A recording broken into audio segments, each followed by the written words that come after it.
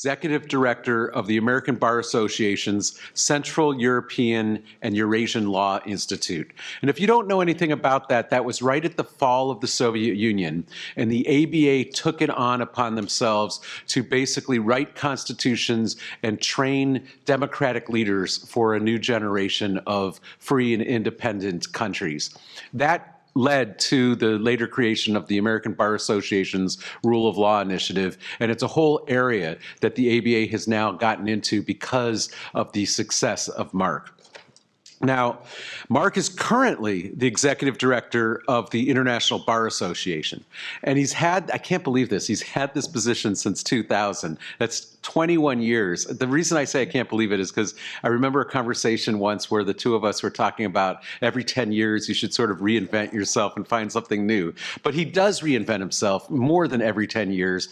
That position has evolved over the 21 years. He's done amazing things with it. He's also, concurrent with these positions, served as the legal advisor to the Independent International Commission on Kosovo.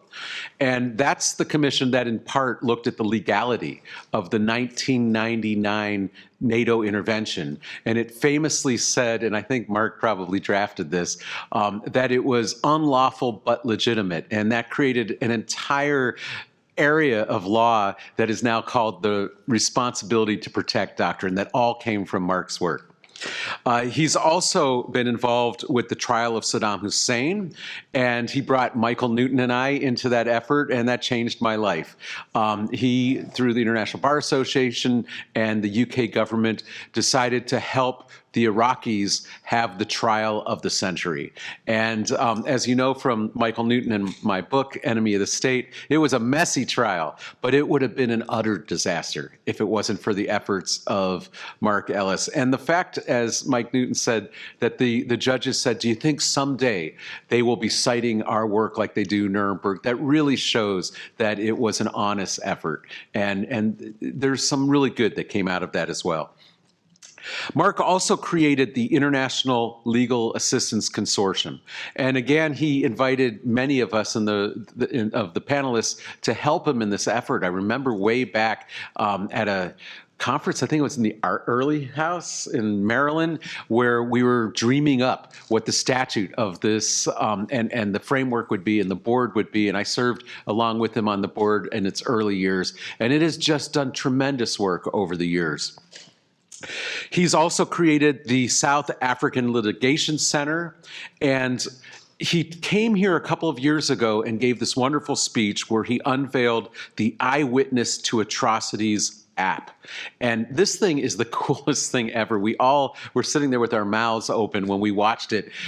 Basically, it's a way for people all over the world who are in countries that are experiencing atrocities to take their phone and start recording it. But if they get captured, there's a way to push a button and it just erases it. And all of the information gets sent to a central area in the cloud where it can be used. It also is self-authenticating, and it has been used in international tribunal decisions very effectively. It's really changing in some ways the whole nature of international evidence. And this is just something that Mark comes up with. This is what he does before noon o'clock on a regular day. He got his Juris Doctor and AB from Florida State University, and then he got his PhD from King's College London, so we now have to call him Dr. Mark. And he is just a terrific friend to me, to many in this room, and to our institution here. So please join me in giving a very warm welcome to our keynote speaker, Mark Ellis. Thank you very much. When Michael introduces you, you always feel better about yourself for some reason. So Michael, thank you for that generous introduction, and what a wonderful journey it's been with Michael. He's one of the real giants in the field of international law, and I've always been very proud to call him a friend. When contemplating what I might say today, I looked at the panel topics that we've been talking about: pursuit of peace and human rights, the war on terror, Nuremberg. But in my mind, I kept coming back to another anniversary, a bit over the 30 years, exactly 32 years ago, November 1989, in the fall of the Berlin Wall. There is, for me, a nexus between that event and the present state of international law. But it also brought back some poignant memories for me. In November 1989, I was in East Berlin. It was the week that the Berlin Wall fell. And the night before, Gunter Schabowski, the head of East Berlin's Communist Party, had unwittingly announced that the border was to open. And below, the streets, I remember this so vividly, the streets in East Berlin were just, it was an emotional scene. People were just moving forward in kind of unfolded mass towards the border, kind of swelling towards West Berlin because things had opened. I decided the next day that I would make my own way from East Berlin to West Berlin. I went to the Ostbahnhof train station and went over to West Berlin. It was a really kind of cold, but the sun was out, and I was there quite early. There was not many people there. And I remember pressing my hand against the wall, and I was marveling at this brick and mortar symbol of terror and intimidation, and that was disintegrating, both figuratively and literally, as I was there. If Nuremberg represented the pinnacle of accountability and justice, then the Berlin Wall was by far the most notorious post-war emblem of injustice. And I somehow got the attention of a young East German guard that was patrolling between East and West in the so-called no man's land. And I slipped him a $10 bill through one of the cracks. And back in 1989, that would have been a very hefty paycheck. And I motioned for him to throw over his hat to me, which he did. And inside, still inked, is his name. And that became something quite memorable to me. I still think of that historic moment, but I can still remember the face. It was a young man. He was probably my age at that time. And I always wondered, still today, how his life has turned out from that day I met him between the wall.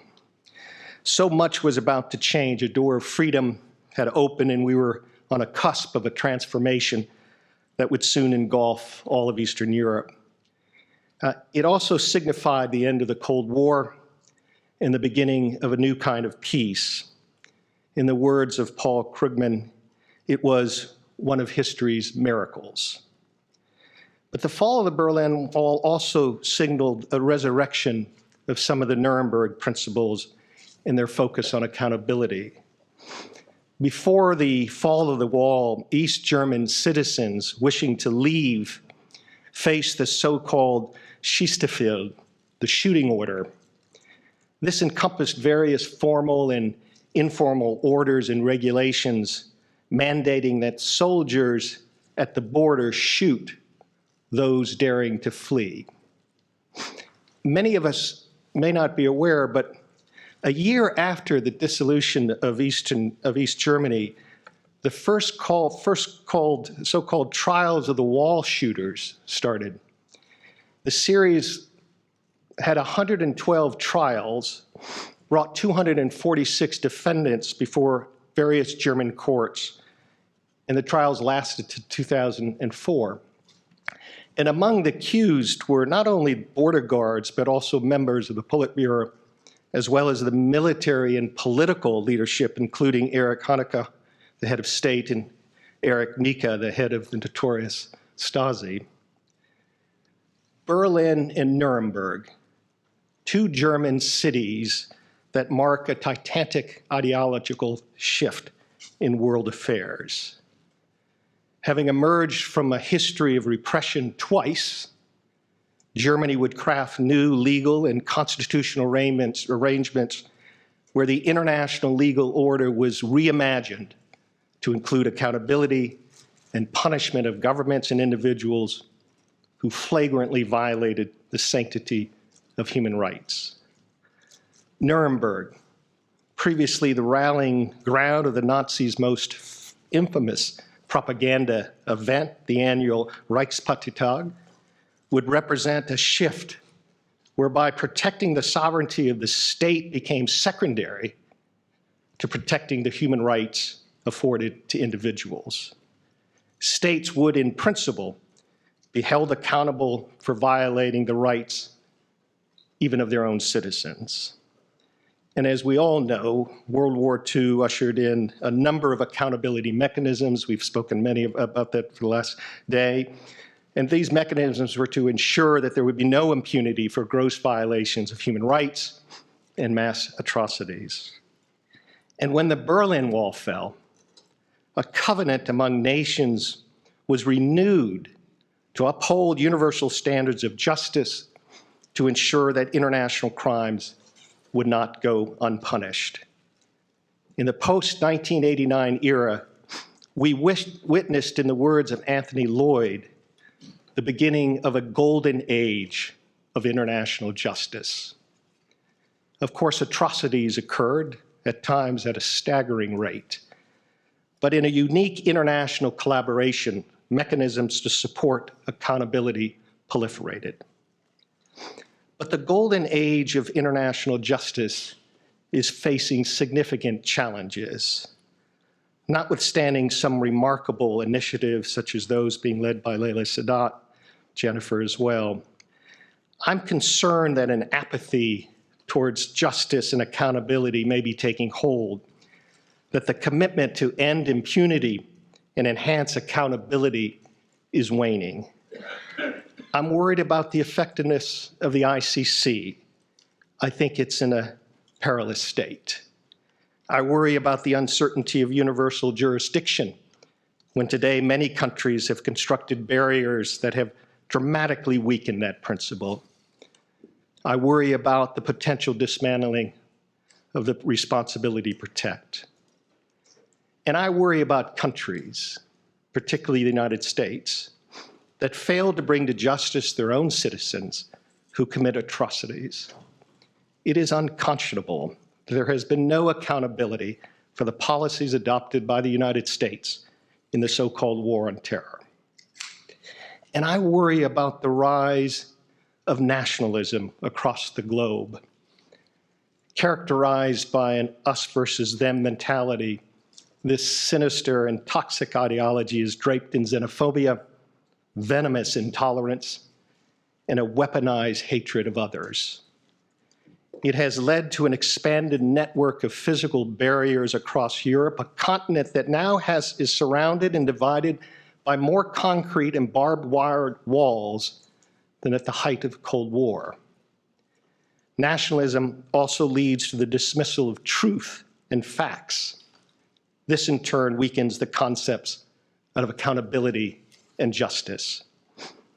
I find some of the most disturbing evidence of this trend occurring in a region that I lived and worked in for many years, the former Yugoslavia. You would think that 26 years after the events of Srebrenica, the denial of those events would be a relic of Yugoslavia's dark past. But for nationalists, it is not. The commonly held truth we yearn for in the former Yugoslavia remains elusive. Less than 50% of the Serbian population believe that the Srebrenica massacre happened. And for those who do acknowledge the event, less than 40% believe it was a crime. And the nationalistic attack on the truth that is besetting Bosnia in new, innovative ways. This summer, a report by a so-called Independent International Commission of Inquiry has lit new flames of hate and denial in the region.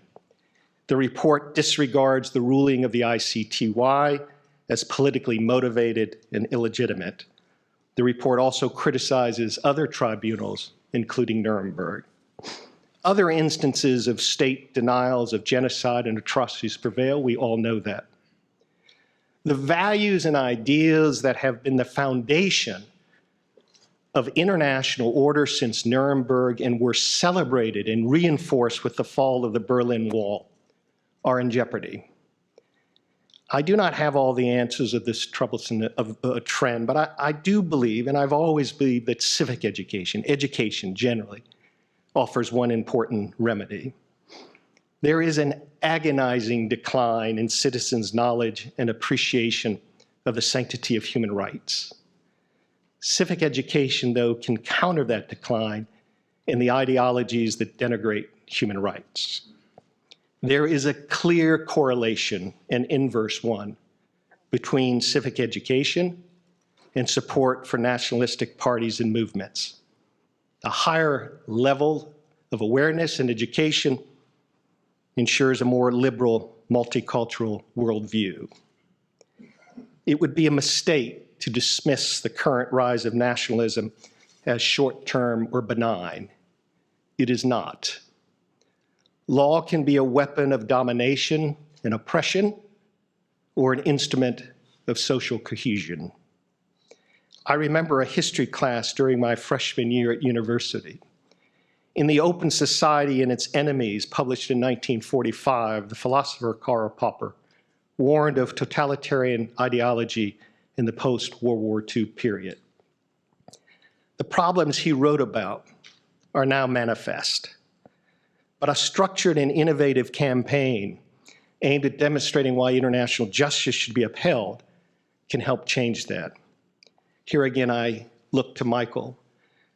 In cooperation with the International Bar Association and Leiden Law School, we launched the IBA ICC Moot Court competition in 2017, focused on bringing students together and looking at international criminal law. Since 2017, over 1,900 students from over 50 countries have participated in this remarkable program that has turned out to be one of the most prestigious moot court competitions. And I want to thank Michael because he's been indispensable in doing that. So we've talked about the academy today and yesterday, so I think there's more that can be done.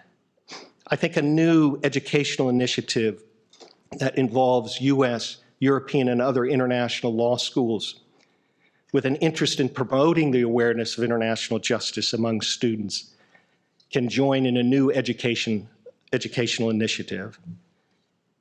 The proposal is to set a series of annual essays asking students around the globe to articulate their views on international justice. In turn, these students would be eligible for scholarship awards, publishing opportunities, and recognition through the IBA and partner law schools. The IBA will finance this program.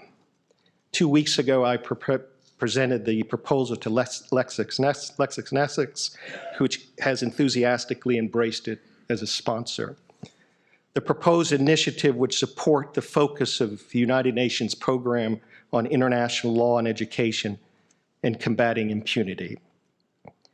I don't think this program alone will reverse the trend that I'm speaking about, but I do think it can help. And I think that in the end is our responsibility. Several weeks ago, I visited the Holocaust Memorial in Boston, and at the entrance there are these words: "Those who have perished have been silenced forever. Those who witnessed and survived the horrors carry with them the burden of memory. Through their voices, we work to comprehend the acts of inhumanity that can stem from the seeds of prejudice." With the lifespan of the last Holocaust survivors nearing an end, we must become their voice and that of the survivors of other historical atrocities. We must engage the next generation to commit to uphold the international justice. I do think that is our responsibility. Thank you again for allowing me to be here with you on that, Michael. Thank you.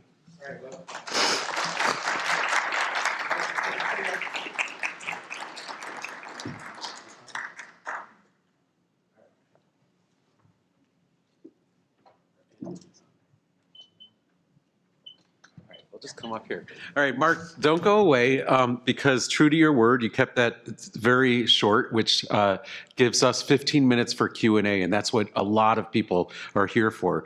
Let me just say that in years from now, I think people are going to be talking about that speech. It's short like the Gettysburg Address. I think they'll look at it as part one being sort of like Churchill's Iron Curtain speech. It was a warning and a clarion call about the trends that you see regarding international justice. And it did. It sent shivers down myself, and I'm sure many people there when they thought about the truth of what you were saying. But then part two was sort of an academic Marshall Plan. It's a prescription for action and a call for engagement. And I do know that, you know, at your heart, you're an optimist and that you see the silver linings. And I think if we follow that prescription, we can get out of this period of really, it's a morass and it's a negative, difficult time, not just for the International Criminal Court, but for international politics, for domestic politics, and we're all feeling it. But we also, you know, appreciate the optimism that you have and the prescription for the future. So let's open it up to questions. I'm just going to step aside. And now, what microphone is working, Eric? Do we have an idea? That one is? There we go. Okay. Please line up and ask questions of Mark Ellis. Thanks. All right, this is one to come up. So my name's Ollie. So my question, I am part of the Journal of International Law at CASE. And quite frankly, among the rest of the peers outside of the journal, publication and academic writing is seen pretty much as a burden on the students, and they don't necessarily enjoy the type of writing and the thinking that goes behind it. How can we as students kind of convince them otherwise, or show them that this doesn't have to be such a arduous task to take? Yeah, it's a great question. The first response would be, well, it's certainly not a law review journey, because that is a bit arduous as well.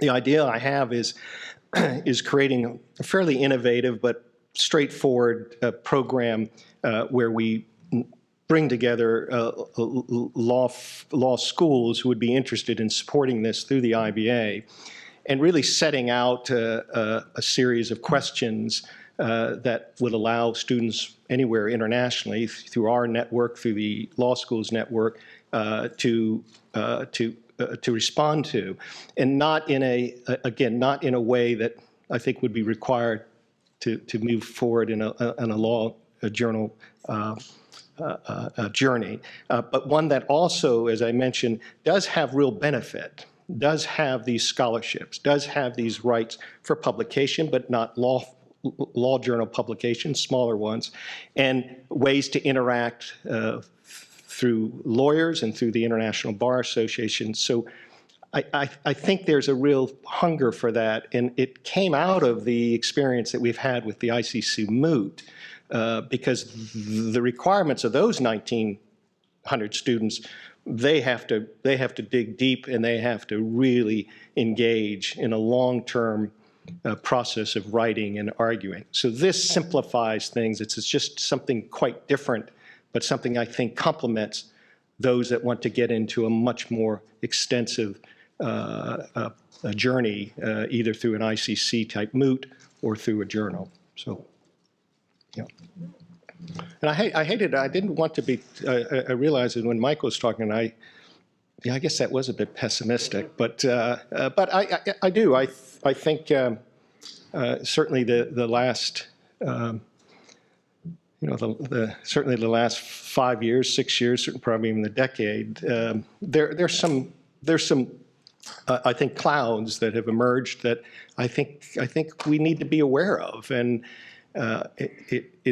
I've also thought that when I come together with a group of like-minded people, all of you are because you're here, that we tend to stay within that scope, and we can look at the nuances. But outside of this arena, there's some real serious issues that are occurring that I think will require a much larger audience to engage with, to understand it, to be aware of the significance of it, and hopefully to engage with it. And I know for those might think, well, that's a fairly simplified approach on education, but I think it's the most fundamental. I think that's how you reverse things. It can be a slow process, but that's how you get things moving back. Hello. Hello, I'm Noel. Noah. How are you? I'm also on the journal. Yes. Oh, okay. So my question is, basically, there were two main issues I sort of got out of your speech very nicely delivered. It was that there's an increasing apathy towards human rights, but also an increase in the us versus them mentality where people are starting to become irreconcilable with each other. Are you thinking that we might need to address those together, or could we do them piece by piece? Well, I think one leads to the other. I think, and I didn't speak of, I separate between nationalism and populism. I find them, they're two sides of the same coin, but it's the nationalism that concerns me the most, and I think that's the area where you have kind of a direct correlation with the views of nationalists, and then, of course, completely eliminating any sense of what facts are and what the truth might be. And that does affect it does affect accountability, it does affect impunity. If you're willing to create a new narrative, and it's a nationalistic narrative, then these issues become irrelevant. You won't engage with them. So I do think it's a real. There is a direct correlation on that, and that's what concerns me about it. And I use the example of the Yugoslav experience down in Kosovo. I mean, we would have to say that that's a striking figure to suggest after all these years that you still have that percentage of individuals that do not believe that Srebrenica ever existed, and those that do feel that it wasn't a crime. That's a wake-up call for us, and I can say that that can be multiplied and duplicated in many other instances where the facts of what occurred simply are ignored, and this is a problem. Yeah. Mike? I have more questions. No, Mike. Go ahead. So, as they would say in Cleveland, bravissimo. Right? I salute the vision, just speaking on behalf of myself. And I just think it's wonderful. And I base my question on a recent experience during the ICC Moot court competitions, where I made the commitment to students. I said, look, we've watched your arguments. I will send you each a sort of a longish email, my personal observations to you separate from the team, just kind of my personal observations. And my question is, in your larger vision, I think it's a fantastic idea to have individual students in particular places connecting to faculty and other, political scientists and other people outside that have different perspectives. But Mark, do you also envision a feedback loop where students can kind of connect with each other and I would say broaden their own perspectives, their own experience? In order to receive the prize, you have to read at least 10 other essays or something like that, a cross-fertilization among them? Or can we create sort of a stovepiped relationship between a particular student who writes an essay and faculty or other people that can, what's the larger role of students? It's one of the great things about throwing out ideas, and if it hits, you get other people like Professor Newton and others to come in and be part of designing it and moving it to new levels. So that idea could very well be a fundamental part of that idea. I think students. I now look at the students because again I recognize that you already have this inherent interest in this area, but even when I teach in this area, most students don't have any background in it, but they have a kernel of interest. They're interested in trying to get to this idea. That's what I'm trying to capture. And I'm saying we actually don't need to capture all of them in a full-blown course, that I think we can make something innovative to expand the number of students who will take a look at this and engage with it. And because I believe that by offering opportunities for these students, at least internationally, international students in other places around the world are always eager to find new ways to connect and to secure qualifications, to be able to show that they are engaged with certain things, and this would be one of them. So it's a blank sheet of paper right now as to what this might look like, but I have in my ideas how it would work, and because I'm not asking for money, because I have the financial resources, that's always good to have. I think it can be something innovative, and maybe it's connected to the ICC Moot, since that's moving so far. But it's a different approach, and one that I think will be able to outreach to individual students internationally. And the idea of engaging law schools, whether it's Case Western, whether it's St. Louis, where I'm looking at many of you, and to do so with the IBA, I think that's a plus for them as well, to do something through the International Bar Association. Now, other thoughts? Yes? My name is Joseph Hendlin. Joseph. You can call me Joe. I'm on the Journal as well. I'm a 3L. And first of all, thank you for your address. It was really interesting.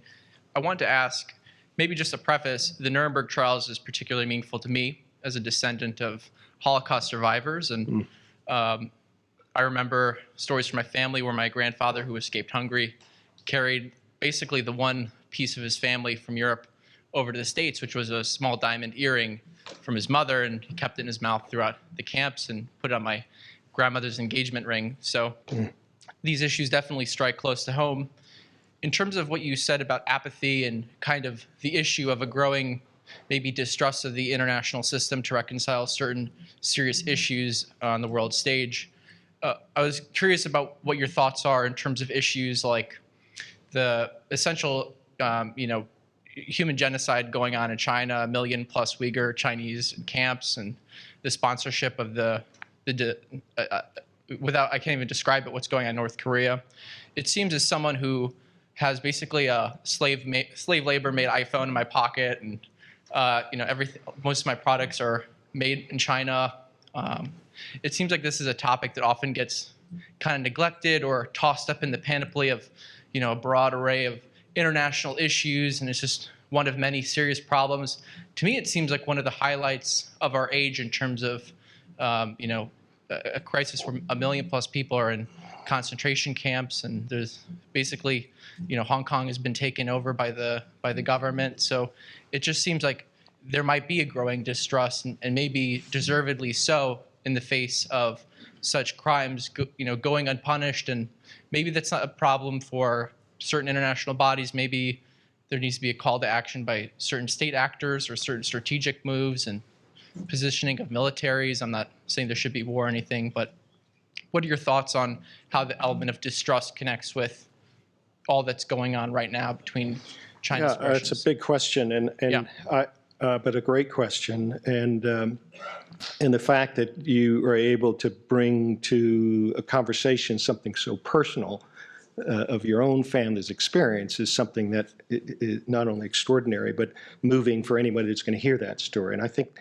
telling that story, talking about those things is quite important. And the reason, I think, is because I feel that for atrocity crimes, if you wanted to connect the sense of empathy from young people to issues, well, creating the awareness so that one has empathy towards atrocity crimes, that to me seems to be the pinnacle. That if we cannot, as society, if we cannot as human beings, understand why we need to engage with, why we need to change the narrative if need be, to stop atrocity crimes, then I think we are even in greater turmoil than I say. So I think this can be a catalyst. Education can be a catalyst. Awareness, to me, is absolutely essential on that. And I think by creating opportunities where young people can become aware and can engage on these issues, particularly an issue like this on international crimes, I think that allows us to be better. Yeah.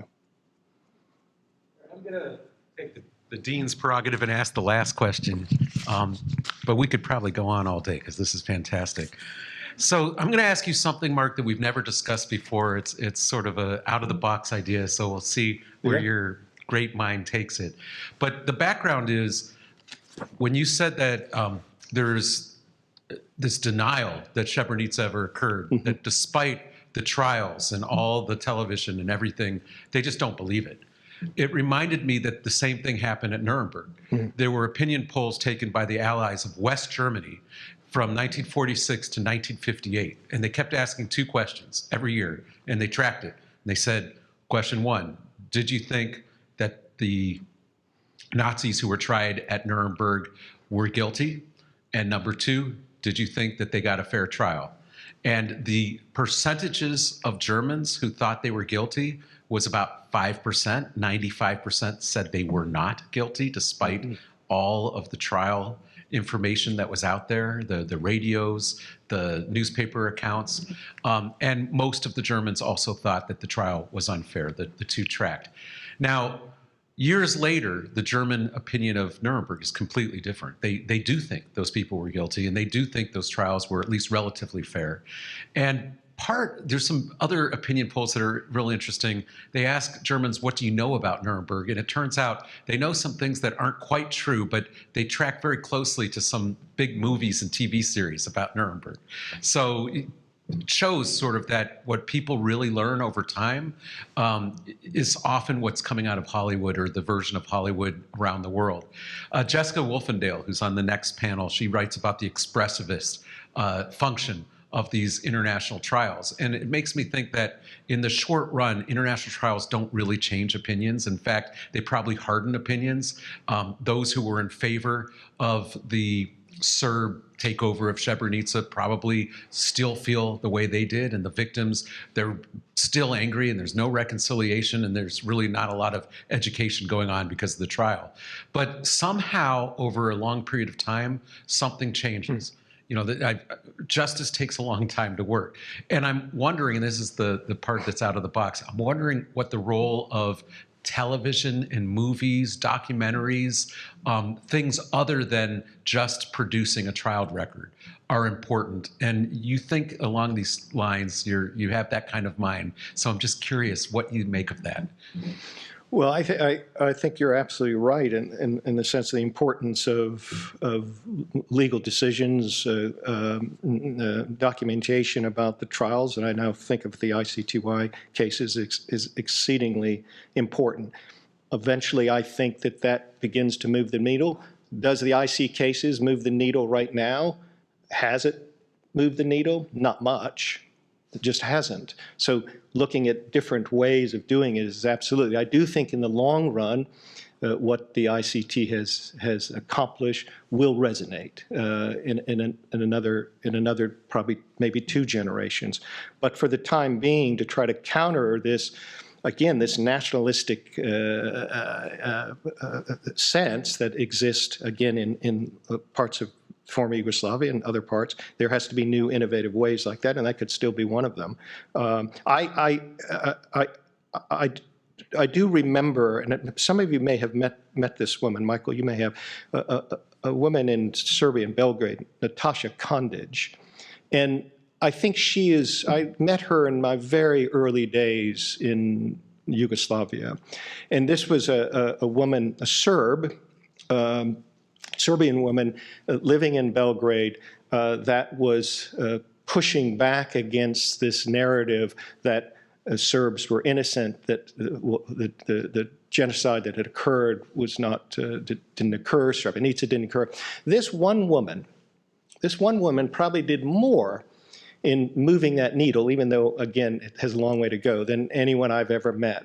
And she did so in such an extraordinary environment. Can you imagine being, in this case, a Serbian woman in Belgrade, essentially saying to the population of Serbia, this is wrong. You need to understand, and I'm going to walk you through this. I'm going to present to you what the facts are, and we're going to keep having this dialogue. That's the type of message that I think, and it's those individuals who I think have the biggest impact. But there are not many of them. There are not many of them. We tend, all of us tend to be, when we're facing a situation where we have to speak out, and we're speaking out in situations that are just extraordinarily difficult, that's a tough thing to do. But when it happens, it can have a real impact. And so I tend to keep looking for people like that, because their credibility is significantly greater than mine in speaking up. So. I think about our dear friend Ben Ferencz, who's now 101 years old, the last living Nuremberg prosecutor, and he has spent the last 75 years fighting this fight to get the word out, to get the message out, year after year after year. But now he's like a superstar. You see him on 60 Minutes, you see him in documentaries, you see him in movies, and it's helpful. So I guess the lesson there is, if you're going to be in this field, you've got to be in it for the long haul. I don't know if we're all going to last that long, but as long as we have a breath, we've got to keep you have keep to up do the that, good fight, right? and look for those. I mean, I remember I was during the war in Kosovo. I was in Sarajevo. I was there during the shelling. But I remember meeting these people who were, who were just extraordinary, and their stories are the stories that matter. And these were Serbs, there were Croats, Bosniaks, but they shared a common belief in truth, in justice, and for me, we have to find more of those people, and we have to support their voices, because those are really powerful voices. So. All right. Okay. Everybody, please Thank you join very me much. in a round of applause for our keynote speaker, Mark Ellis. Thank you, Mark. We'll be back here in 25 minutes. We'll start promptly at 1:30 for our next panel. It's the Academy and the War on Terror. So come back. We'll see you soon. Thanks, Mark.